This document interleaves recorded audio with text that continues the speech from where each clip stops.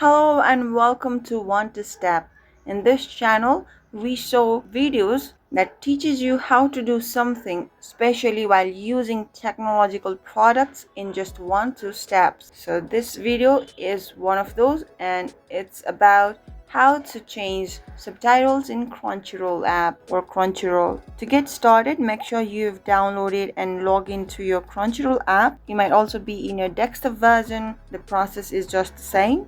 Just launch your Crunchyroll app. Now to change subtitles in Crunchyroll, first we have to select any one of the animes and play them. I'm gonna pick this anime. Now continue watching or start watching. From here, if you see at the top section, we have a gear icon. Let's select it.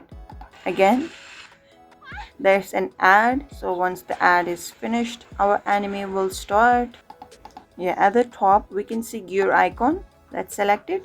Now there is subtitles option, so let's go ahead and click on it. There are tons of languages that you can switch from English to Italiano or France. I don't know how it is pronounced in French language. So Indonesian and many others. Pick one that suits your taste or that you understand basically, and enjoy your anime in your favorite subtitles. Now you know how to change subtitles in Crunchyroll.